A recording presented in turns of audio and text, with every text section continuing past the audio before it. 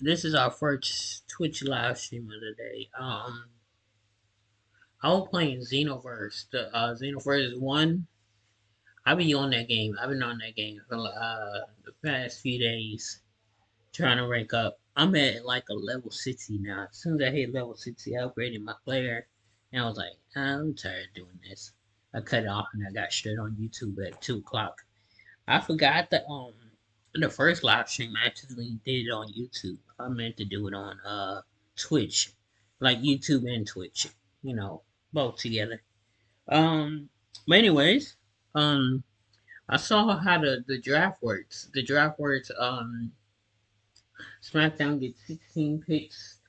Uh, for 16 picks for this Friday. And then this Monday, Raw gets 24 picks. Yeah, interesting to see what that is about. I wonder are they gonna do like just SmackDown, just doing all they picks, and then on Raw just do all they picks that way. And who knows? They said they might announce some of this. I'm pretty sure they will announce some of the stuff on social media or debunk the show they got. Um, anyways, all champions, um, all champions are protected in the draft, but the women's tag champions can go to either brand. So I thought that was interesting. Foot of home. IKEA, the wonderful everyday. More than 80% of our packaging is now designed to be recycled.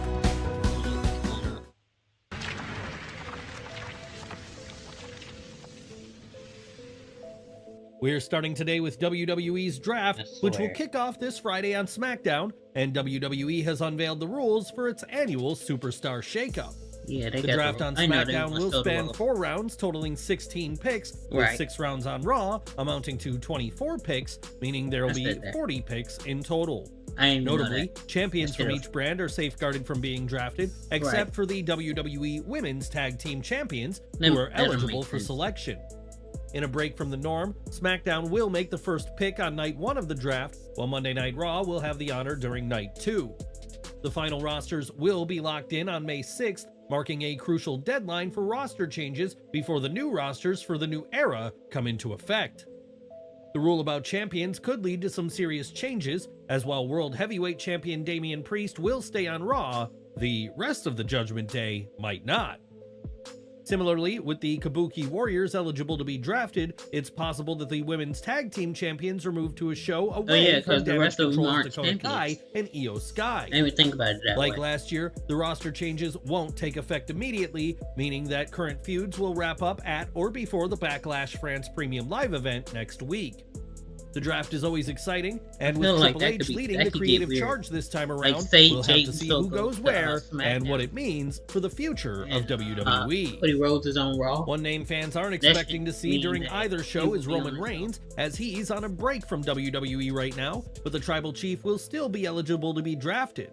Reigns will be part of the talent pool for night 1 of the draft, and after years as Universal Champion, it'll be interesting to see what's to come for the head of the table. In recent years, some WWE stars were not picked by Raw or SmackDown, which led to them becoming free agents. It is likely that some stars will face the same fate this year as well. WWE has released a list of draft pools for both nights, and some major names are missing. Let's take a look at some of the stars who have been omitted from the 2024 WWE Draft. Former Women's World Champion Rhea Ripley is out of the draft because she's injured and isn't expected to make a return to action anytime soon. Big E's broken neck injury is also keeping him from being drafted, and Charlotte Flair isn't a part of either pool because of her ACL, MCL, and meniscus injury suffered in December 2023. Sonya Deville has also been sidelined from the draft as she continues to work on returning from her ACL tear, and there's no word on when she'll be back. While Ivar will be eligible on night 1 of the draft, Viking Raider Eric won't be picked, as he's recovering from neck fusion surgery he underwent last year. Shotzi's ACL tear suffered during her return to NXT back in February will keep her out of future plans, which comes as a blow to the popular superstar. Raquel Rodriguez also won't be involved, and this comes after she was pulled from WWE's internal roster, possibly due to her health issues with mast cell activation syndrome. It's not just injuries keeping talent from being drafted, as Omos has not been picked for either draft pool, and he's barely been used ever since he became a free agent in last year's draft. Valhalla hasn't been picked for the draft either, despite being on screen accompanying Ivar for matches, and Dexter Lumis's absence from TV means he isn't in the draft either. Tamina's most recent match was over a year ago on WWE Main Event, and she isn't going to be in this year's draft, and Nikki Cross, who last competed last November, is also not involved. Many fans feel Alexa Bliss could return to WWE as part of an Uncle Howdy-led faction, but she is set to miss her second draft in a row after not being involved in the 2023 shakeup. Bliss wasn't involved last year as she was pregnant, and similarly, Carmella isn't involved in this year's draft as the Staten Island Princess is on maternity leave. Then there's the massive superstars who aren't drafted, as they aren't full-time talent, as WWE would be glad to have The Rock or John Cena appear on either brand when they can. Brock Lesnar isn't involved, likely as his name is still linked to the Janelle Grant lawsuit, but there have been rumblings about bringing him back to programming. Even without these names, the 2024 WWE Draft will be a huge shakeup to the rosters of Raw and SmackDown, and with NXT talent eligible, expect a lot to change very soon. Speaking of NXT, it was earlier this month that Braun Breaker and Baron Corbin lost the NXT tag titles to Nathan Frazier and Axiom, seemingly marking an end of the War Dogs and the Gold brand.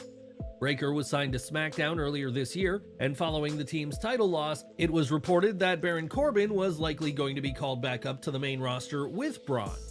Now, Fightful Select reports that Corbin is indeed expected to be moved to Raw or SmackDown, though it's unclear if he'll end up on the same show as Breaker. WWE is on the brink of a massive transformation courtesy of the draft, and anticipation continues to mount as superstars await to see what the future holds for them in the new era. Corbin had done some big things in NXT, and do you think he should have stayed in the Gold brand? Will he be lost in the shuffle on the main roster? Let us know down in the comments. I feel like if him and Breaker tag, they'll be good. Race team. Check. Tag team gonna last forever. MotoGP. You have permission. Over to AEW Dynamite, and going into this week's show, arguably the biggest talking point was the return of Jack Perry mere. We don't give a damn about Jack Perry. Internal reaction to Cameron Grimes, WWE. What? Cameron Grimes was released? In recent days, WWE released Cameron Grimes, who joins Jinder Mahal, Veer, Sangha, Xia Li, Zion Quinn, and Von Wagner as stars cut by the company. It wasn't working for Cameron Grimes. Understandably, these cuts have cast a shadow over the backstage atmosphere, as Fightful Select states that the mood at recent events has been subdued due to the recent exits. Von Wagner's release has been especially tough to comprehend for those still in the company, as he had established himself as a familiar and respected figure within NXT. Fightful adds that Grimes' release came as a surprise for many for multiple reasons, including the fact that his skill set and track record far exceed those typically targeted for cuts. Grimes had been with WWE for over 5 years and had established a strong following in NXT and consistently improved his in-ring performance, which hadn't gone unnoticed. Another reason for the unexpected nature of his release was his regular presence at TV tapings, despite not being used on screen, and he was even at last week's SmackDown. It was while the show was on the air that news of 5 releases broke, and we have to wonder if Grimes suspected he'd soon be out of the job as he watched on backstage at the show. Grimes' presence at the show suggests he was still actively involved in the company, and WWE has adopted a new approach in handling these releases compared to their previous practices. The future holds uncertainty regarding Cameron Grimes' next steps, as he's subject to a 90-day non-compete clause, and we'll have to see what's next in store for him now that his WWE run is over. Back to Dynamite as Orange Cassidy was making his entrance when Trent Beretta attacked from behind and told Chuck Taylor they'd wasted years teaming with OC. This is real weird. Taylor attacked Beretta and declared that, Yeah, I don't care about the best friends. Yeah, I know of them. I just don't care about them.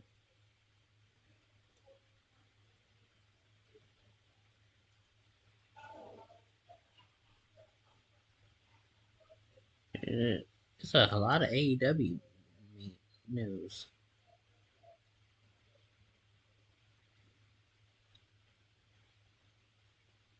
want to get to the right point. Here we go. At WrestleMania 40, Jimmy Uso lost to his brother Jay, and on the following episode of SmackDown, his loss led to him being kicked out of the Bloodline. Jimmy was attacked by Solo Sikoa and Tama Tonga, the Bloodline's newest member, and fans won't be seeing Jimmy Uso for a while. Fightful Select reports that Jimmy is currently out due to an undisclosed injury, and though details in the duration of his absence remain scarce, we're wishing him a speedy recovery. Jimmy vs. Jay was the third time real-life brothers battled at WrestleMania, and while many thought their father Rikishi would get involved, the Hall of Famer didn't, despite teasing it. The match saw Jay get the win, but also saw heavy criticism from fans, and on the Gorilla Position podcast, Jay explained what he felt went wrong. He said, "I just said this to someone. I kind of felt like we did let the people down." "Really? You feel that?" "Yeah, man, because I wanted to go out there and have a straight-up banger, too. I wanted to do the wrestling part, but let alone make sure the emotion part is there. It was just a time issue. You know what I'm saying? You just gotta play your position on the team. That's what happened. I'm still happy, though, Oos. I got a singles match at WrestleMania with my brother. That's a big picture, so I'ma always have me and him in a face-off at WrestleMania. I'm a frame of picture. That's always, it's marked off our box. I just wish we could have went the way I know we can, but..." The reduced match time was a last-minute decision caused by other matches running longer than anticipated, and perhaps the pair will get a rematch one day that lives up to expectations. New FTW champion Chris Jericho was on Dynamite to speak about passing down his experience to the next generation, only to be interrupted by Big Bill. In something of a twist, Bill requested Bill Morrissey. Okay, that's cool.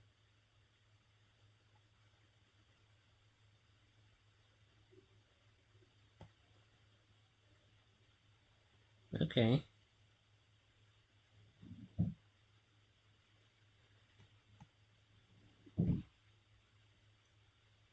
Okay, here we go. This is Trick Williams doesn't care about critics.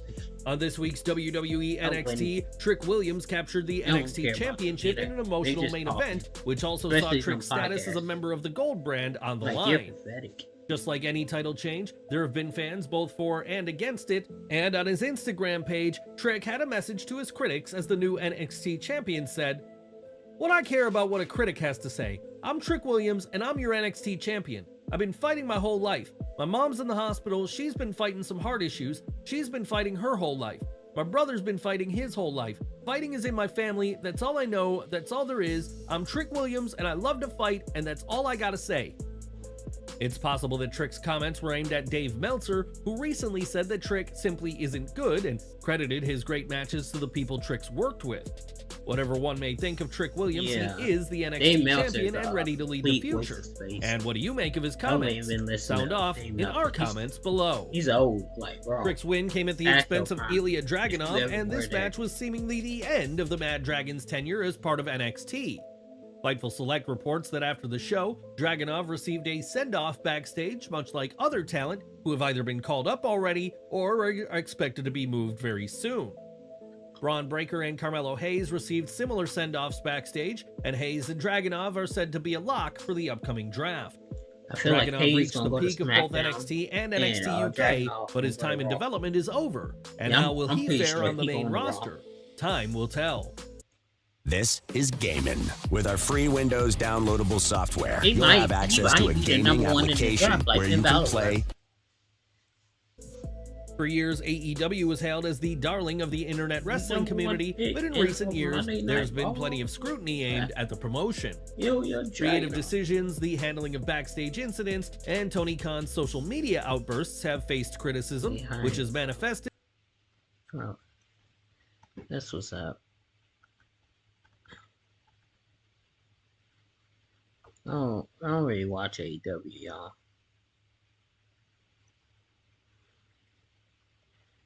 Okay. Let's see what's going on with this. For 3 decades, The Undertaker was a force to be reckoned with in the ring, and while his wrestling days are up, the Phenom isn't saying goodbye to WWE. The Undertaker has signed a Legends deal with WWE, and fans can expect to see more of the Hall of Famer in the years to come.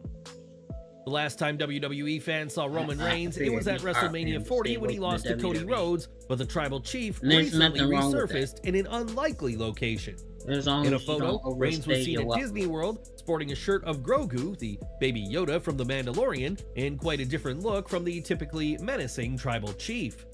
Amid his WWE hiatus, Reigns is working on a movie with Keanu Reeves, as the former undisputed WWE champion is making the most of his time away from the ring.